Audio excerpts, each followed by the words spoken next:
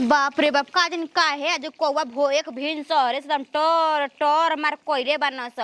हैं कुछ बात नइखे न हो मन हरवा से तो फोन ना कइलिसन कि हां का करतैसन का नाही मैया गई रहली है बाजार है का दिन का कइलसिया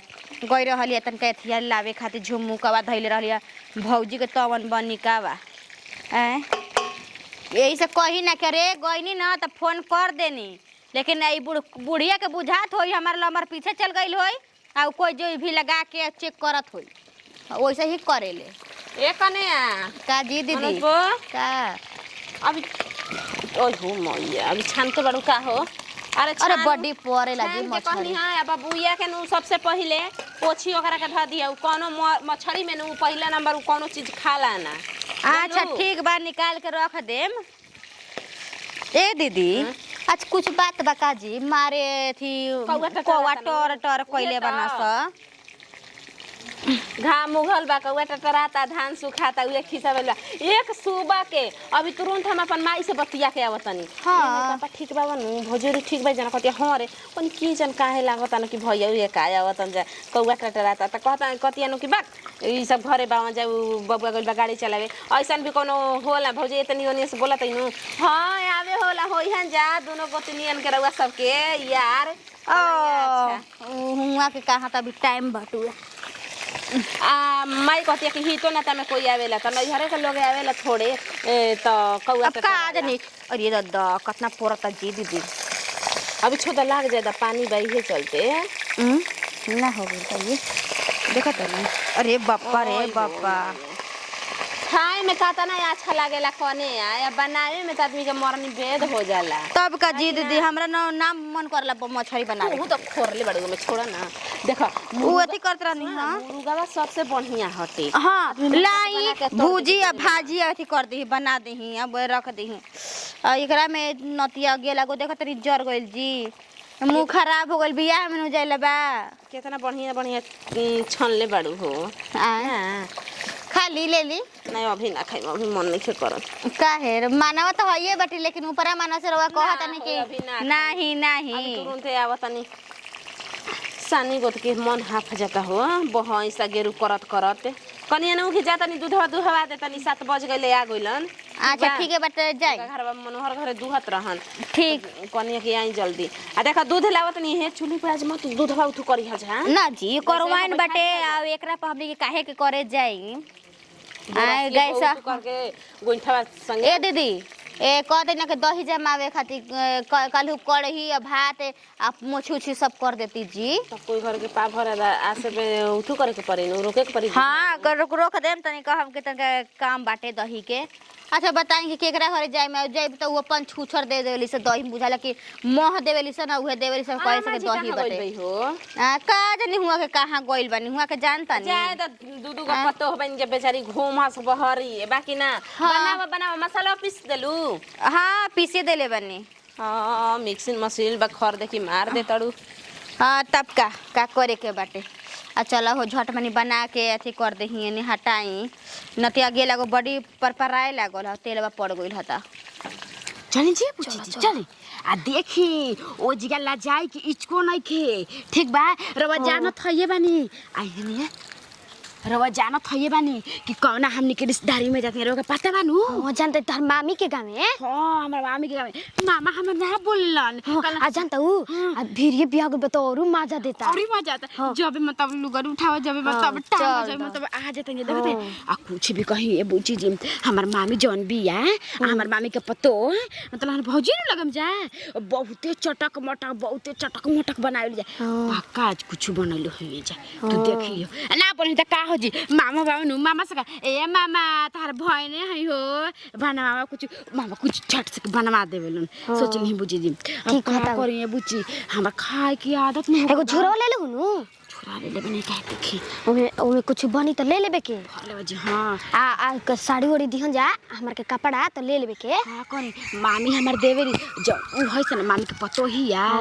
एक नंबर के हरामी होइसन देख ना चाहिए बुची जी रव के का कोन अब का कोन अब जानत है ये बानी कि हम गाँव में मुर्गा मछली बनबे ना गल आ हम चटन हइबे कइले रह हम तू सिखा देलबो हमरो हो ये गइल बानी जा दुनो एक काला की भौजाइया ना खन जा तो जियम जा हमन के अब उहे हम देख ले बानी अब फिर ये बता काला जाएगी डरे के 1 रुपया रखते नहीं चल झट से जा चली देखिए अभी देखो त न कितना दूर जाए के बाटे हमनी के रोड धरती जानू तो जान के बहुते दूर जाए के बहुते दूर पड़ी ऐसे खेताड़ी रेल जा गांव टोला देखो त नहीं आ सुनी कहां त राउर भैया कि टेम्पू से जी हसन टेम्पू से हमने कहीं ना आवत है बाजार को के अब बाजार के भाड़ा झट से के आगे नहीं जा अपन मामा असल जी के फिर चल जाएंगे फिर चल जाए जी फिर देखो 4 फेरा में कार आ जाए के चलो आ देखिए रहू अपन माई के रिश्तेदारी कौन लगाई नजदीक देख के तब चल कितना दिन हेजिगा हम आए फुआ की है हो कहां बा उनिए तो बाटे इहे गांव में का दू बाटे फुआ के घरवा नंबर याद बा नंबर ना नंबर नहीं खियात हो खेला बाड़ी ना भैया फिर फोन कर तू ना मोबाइल ले बड़ू पकड़ा जाई ओकरे कहां बाजारी में त कहता तो हनी के ओने कहां अच्छा घरे चले के तो हम ले ले हम भैया के मोबाइल में से निकाल ले तो अब जानते बनी मुर्गा मछली खातन के और फुआ बड़ी माने ले हमनी के कौन फुआ उहे हमार फुआ तोरा ही जन तू बोलली उनकर पकौड़ी उतने बनैले नहीं बड़ी अच्छा कुछ चोरा के लेके आ कुनिया मोचे के ना का चल खेते से चल जे देखत गांव टोला देखो ताटी मारे तो देखे वाला पर भय नहीं आइल बाड़ी उनकर अब जानते नहीं जे ठूट फूट में बानी त लोग हमरा कैसे देखत ताटी त हम बड़ी निमन घर के नु हई का करी बुची जी ऐसन दुख के मारल हम बानी तब नु ऐसन बानी आ छिछिया चलत नहीं खात पियत ना त ए जे गांडर भैया बनाई तनर माई त हम कोई के मांगे भूख तारा नहीं लागल हो लागल बा पियास लागल ठंडा पानी देते कूलर में के फ्रिज में के हो अरे फ्रिज कूलर में का करी अब जा देखले बानी कूलर और फ्रिज का कहाला तो चल और भैया ठंडा पानी लावल चल झट हम अपन सहेलिया के घर जन नु तो फ्रिज में के पानी पियावे ले जल्दी से ना हां पियावे ले कुछ हो जे ले बना के लइनी कनी हमर भौजी के नु झूठ सच बोलल बबुआ हो के बबुआ हां पेट में लाई के बाबा को बोली मैं बाप भाभी के हमर बनावे के मन करला उनकर जीव एकदम से हुलियाला तोनी के बना के 10 हम बनाते झट में हालू कुछ बना के आ टिफिन कारी ले गन तो टिफिन देबे कनी हां त लेके जानी ना चले ना आ देख लो रोज ले जानी टिफिन में छूछे रोटी और रोटी अच्छा चल रोज चल जी चल काम करे बड़ी दुख के हमके मारल बानी जा घरवा या कुल का पकलवा में हां चल चुप रह भौजी चुप रह इजेले नाटक शुरू चल चुप रह भौजी फोन आवा त कबेले बुचिया के उठो हेलो खुश रह कैसन बा बुची हाँ खाना पीना खा लेलू ठीक ठाक बाबू नु हाँ देख निक से रहल जाला ऐसा कल जाला नु ससुरा में के वो रहन मत जाओ माई बाबू भीरी ठीक नु सास ससुर के इचको ना माने कुछ सेवा कल जाला जे एके बात पे हर काम करेला इहे नु सुने के चाहिए कि हाँ ससुरा ले बड़ाई आवत है कि हाँ के माने हमें पतो हनी के भी चाहे दाऊद बेटी ठीक ठाक के बाई ई ना के कोनो शिकायत आई त भयो खिसिया जैसन त फिर जइह सन ना छनु ठीक से रहनी हाँ ठीक बा रख अरे बुचिया गुली का चुप रह काहे रहत खुश चुप रह बुच्ची काहे रहत ताके छोड़ ले बन जा तोरे नौ गरिया लौकत रहे ऐसे आवत रही है मां भैया के बहुते तबीयत खराब बाटे का भइल बा बहुते तबीयत का भइल बा बुच्ची बेड पर गिरल बा मन केनियो लाग नहीं की तो चुप रह जाइम कुछ हमरा अरे रोला से ना होई चल कहां भाई बेड पर गिरल में तुहे के दवाई बीरो करावल जाई पाहुन जी के तो तू बीमार हो जीबू कमजोरी चुप रह ना तो खुशबू रो मत कुछ खइले होले नहीं कुछ चुप रह खैले नहीं खी अभी कुछ सुबह ले कुछ नहीं के कहले कुछ का करी अरे हम बाची रो जा राज बेड पर गिरल बड़न कुछ नहीं के बुझा तुम का करी आ जाए त निके समय पे आई बा ये बुची चुप रहा मछली बनावत है चल खा ल चुप रहा बुची रो जा बाई जा भौजी घरे बाई जा बनावत है जा चल चल रो मत चल का कही मम्मी तारा से तो ही बस एगो हमरा के लोग गेलू तो हम तो बैले बानी कहाँ आदर भाव कम करी ना फोन करबे करी ना बोलेबे करी ना के खुशबू बुचिया व घूम जाए टोला परोस हमरा के सब देख के जरेली सन जरे द ले मम्मी अभी खाली जल्दी अरे जरे वाला के जर के राख हो जाए द जानते बाबू के मामी के मने कोई आवे जाए वाला नहीं खे मामा ओइसने बावन लोग हम लोग के काय में नहीं खे त फोनवा त करी ना बुची आए चलो भौजी चलो खाना खा लो चल खुशबू चल जोर नहीं के चलो बाई जाओ का चूल्हिया लगे मछली तरत जा नीके का कोई का गई चुप रह खुशबू हम आवनी ते तू खिसियालू ना होए बुचिया काहे खातिर खिसियाइम हो इदमी आवेलन जालन त घर दुआर नीक लागेला आ वो भगिनी हौ कौन कहि के दूसरा घर के हौ आई का कही रो तारा से ये मामी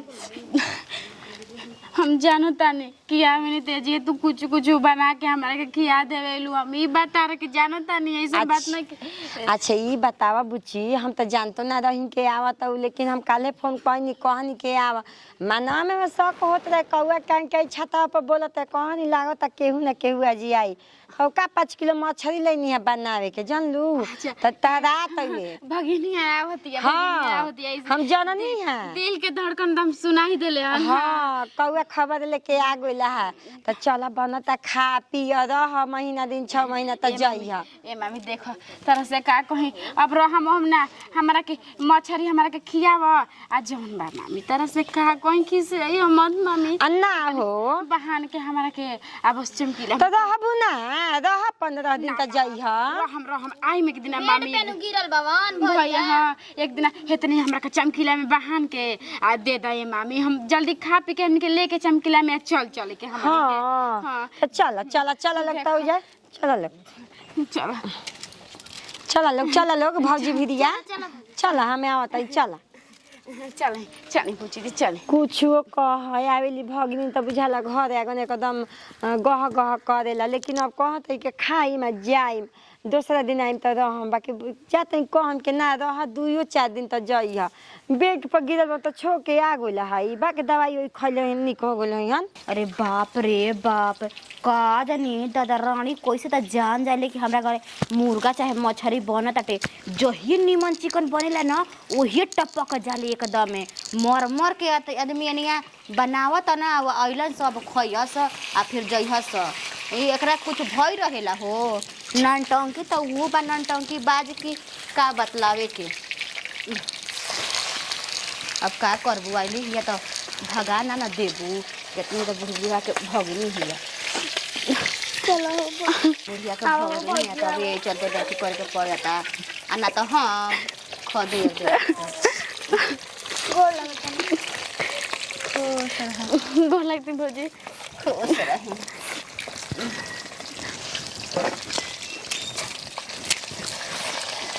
जलवा भौजी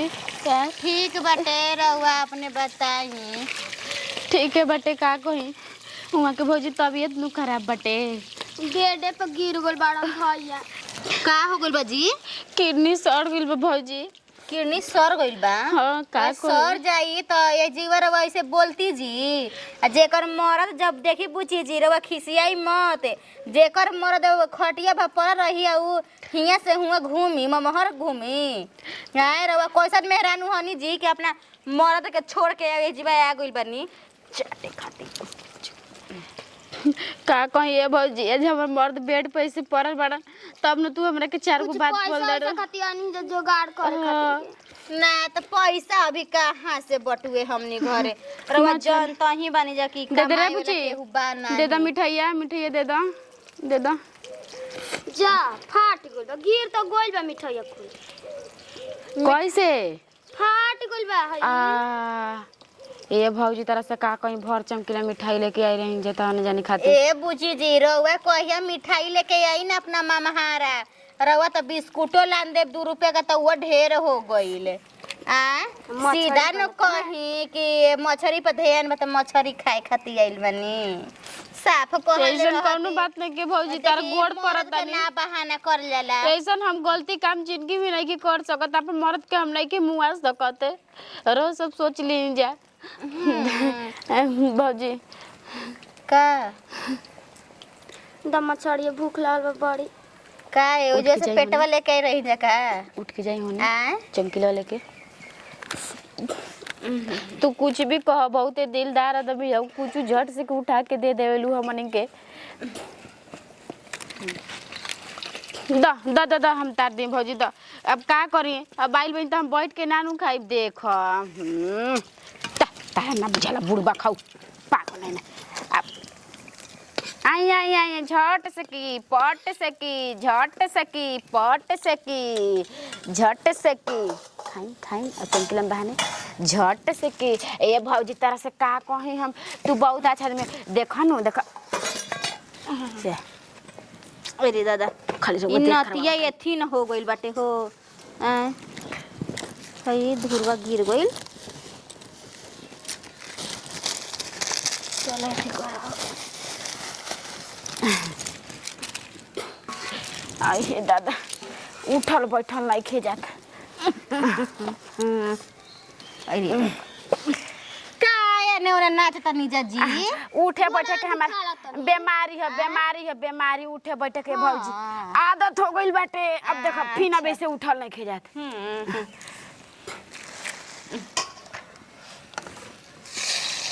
धीरे से डाला धीरे से काटा काटा धर बाप रे चली ए पूछी दी देखी राव नाच बड़ी खराब बाटे ठीक बा ओ जो से चल आई ना ये जीवा चाटे खाती ना भौजी ऐसा कोनो बात नहीं के भौजी तू विश्वास मानता हर में से आई ना तेरा और मर्दे के कुछ होई वहां के चटक मटक खाए के मन करता हूं मरिया जाता ना आई हे दादा तू कैसे मुंह आवतारू हो खेला बढ़िया धर ना इतना मौका को मिले बाटे तू ठीक करे खातिर पीर कटर में पोछी खूब चटर मटर खाई खा खाई खाई खा थोड़ा भी खा के ले लाई चमकीलवा उछिल देता नी आई सब छान के देता नी अपन जन मर्दवा मरता ना ओकरा खिया दी ना हो भौजी तारा से का कही हम रहम ना हम जाता नहीं वहाँ के बहुत सीरियस बाटे एम्बुलेंस फोन कैले हसन कि आपके पति के तबीयत बहुत ज़्यादा खराब है आप लोग आइए चलिए हम ना जाए के ले जाए जला हो दादा आराम से ही बनावत तू खा चलो चलो बुची चलो चलो अहिए भगवान जी रानी अइला से बेटा बा कटनी मरियो नहीं खसन जात हैं बतावा हो भीरवे बिया भगनी के करई है बुढ़को कनो हैं ई का बिया करैले ही ना बाड़ी काज ने एकरा कैसे सुगंध चल जाला कि टप माने चले आले मुर्गा चाहे मछली बना तबे अब हम ना बनाई हम केकरा खियाइबो हैं 4 को 5 को पीसिया बचल है सब प्लास्टिक में बहान के लेके गइली स मिठाइए लेके आवते कि गिरिए गइल बाटे राउर माई त खुनिया है जन्नी रउआ भी कौन कर जरूरत रहे फोन कइला का कइला के कहत रही हे में के सुइया धागावा ये कहीं में मिलई हन तबे नु सियाई का कहले ये मछली कुछो त ना कहले ये बस जैसे कहत रही वैसे मछली छाना ता कहत रही कि हमर मरद के ज्यादा तबीयत का खराब बा का एम्बुलेंस में भर्ती हो गया अब चिमकी में तना लेके जा तड़ी ठीक बा रखी बहन बहन बतरस करत का हो कने मैं ठीक होता नु कोई के अलो गोला पे इज्जत ना रहे दे बुझा ना ठीक होखे चाहे खराब होखे हां पंजाब कवन जरूरत रहे कहला की बेटा भी कहे रे फोन कइनी हां का घर के बतिया बेटा ना जन तक के जा जहिया सब्जिया घटा रहेला सब्जिया रुआ ना लावे नी ओरा जाला हमनी खातिर ना खाए खातिर रहेला तो ओ दिन कहने फोनवा का के कहे नी कि हां आज तोर मेहरानू बिना सब्जी के खइले बिया ओ घर के बात बा उ भगिनी है उनका पाव पूजले बानी ठीक नु ए दूसरा घर के बात रहे ये अपन घर के बात बा एक दिन सब्जी घट जीते नून पानी ना खाली नागमणी ज्यादा कम उगिली ठीक नु कम गुली का है लाज लगता सच बता हमने के कौन करम कइले बन जखि लाज लागताटे का काय कहत हाँ? उ जाके का कही भगिनिया मने आज नया आवत तो हम लोग नहीं खुज जाइल तब ले नु आवत हम नया नया रही हती चुकी पले उनका के हम एजे रखत रही पोसत रही रउआ से आदमी नु गोड़े लागतवन रउआ नु खाली हाय भगिनी करत रउआ त एगो नु इतना बड़ गलती कइले बन कि हे इहे गांव में हे इहे टोला पर नजदीक के बियाह करवा देले बन कि जबे बेटीवा सुनत तबे आ जाता का हो गल तो लोग ना रह जा हमहु बीमारी में पते तो भगिनी के आगे रउआ अपन पतो के बिसरा देतनी एक एक का कहला रे का बोल देला है उनका के बहान के लेके गइली जातारी कह दे जातनी बड़कियो फौजी से भेंट कर लेबे तनी ओकरा बाद चल जाई हमारा से का भेंट करी हन बिना ननद के बानी का हां अपन रिश्ता में भेंट करस हम के हई उनका काहे देखी तू दीदी के ये हाथ में मोर के हमरा छीनहु आवत रहे उहे होई हाथ में मोराई एक दिन ओ मान के चल जाए तो चल के मछरिए का पीस ले लेली भगनी हइले हई ओकर उनका दावा बा एमे तो लोग में भव जाई हो जा ते में मुंह का फुलावे के बा देखी मम्मी जी और भगना भगनी हड़ी ठीक बा भगना भगनी ओतनी सभा देवेला ना कि जितना चल बनो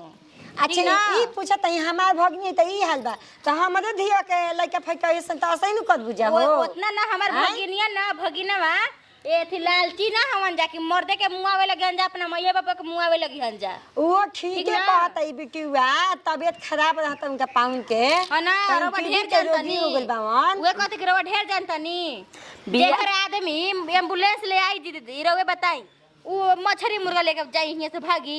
अरे की दामा टीबी के रोगी हवन तनी लेइए गोली चापिस त वो से रउआ कबे अपन कहले बानी भगिनी के कि ना गलती करतिया उती घरी आइली बिटिया एकरा संगे ऐसे हैं छोटा छोटी कर देली पटक देली आगे में एगो नाइटी खाती आ फिर आइली त मछरी खाती तो अगर गलती हम मननी नु के बाव का समझानी नु कैसे ना करे के हम रही तो का बात अलग बेटी पतो है आगुली सन हमारे बात तो हम लोग एकदम लाते धांगले जाता हो ना कौनो एमे हमारी इज्जत नहीं का है समझावत नहीं अभी चूल्ही में जाके होतना बतरस कइल है एकरा संग रउआ जाके ना डाटे के रहे हम रहम तब नु अरे घर पतोह वाला हो गइल बटे केहू आई आ केहू अपन मजा मार के जाई त उ ना चलिए जी का कर हट के धइले रह पइला गोर लगतनी मम्मी खुश रह दूध ना पुते फल को सब पाऊं आओ घरवा में बाटे बहान दिन जा जाई खुश रहे जाई आउ चिमकिया में का हो आई चिमकिया में का हो जी आई चिमकिया में का हो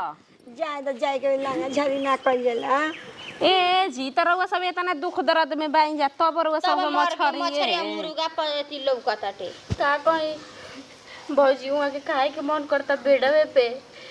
सोचला ना कि वहाँ के जाए तो कोनो बात नहीं थे दौड़ दौड़ के काउन हमरा के सब कोई चार गो ज्यादा अब ना हो जे भालुक से हो जे कुछ बाबूजी जी वही जे नून बात का के रोजी पर मामी के घरे नहीं किया सब आ ना बुची केहू कुछ ना बोली जाए तो ठीक बा ले जा पाऊं जी के खिया पिया दी हां रो मत रोत रोत एकदम तहार दे ज्यादा बा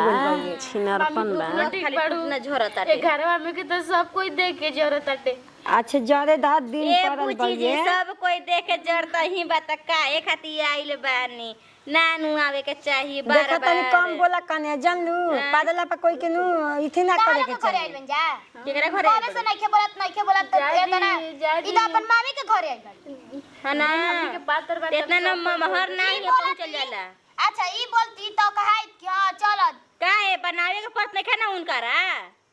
बनावत जा हमनी के ना तलिया बनावत नहीं बहन के झीरी में लेके चल जाता रुजा जाए दब का रोज रोज बार बार के ले हां पैसा कौड़ी नहीं कि तब नु हमनी के पैदल ले जाते हैं ना तो कोई हमनी के झट से पैसा निकाल के हमनी के ना दे जाए तो कने चुप रहा शादी होला रोजे आवे खातिर ना ठीक नु अपना घरे बने खातिर आदमी बियाह करवावेला मगर तूनी जानी के रोज ए जे डेरा गिरा रहताटी सोच समझ मने के रह कहल जरूरी बा कुल बतिया जाना तो बल्ले बजे तबियत खराब बउए लेखी ठीक जाना तो बल्ले बजे के तबियत खराब बा एक जनियावत जे पारा परी ऊपर से एगो कपार पर टेंशन देके जाता जा हमरा के चुप रह बुची रो मामी पैदल जाए के बटे पैदल काहे के जेबू चलो हम देते किराया चलो चलो हम किराया देते नहीं आ पावन जी के खिया दिया मछली ठीक बटे चलो हम देखे कुछ कहत झूला दे दे तो वो ठीक रहता हम का निकाल के धले भाई मशीनिया पर तब हम देम ना अपना भगिनी के ओकनी के कहला में का बाबू बुच्ची अब तो हम जियतई हम बोलाइम तहरा के ए बुची तारा के तो फराक नहीं किना ले लेकिन ताके 500 रुपया देता ही किना वाली है भौजी अच्छा, छे ठीक नु अब देखो जी तो कालू नहीं तो परसों हमने के आवे के फिनु ठीक बा अब फिन मछरिया और राजी तो कैसे हुआ के जीवा मानो दाऊ दा चलो तू काम नहीं जाना तो के पता हो गाइस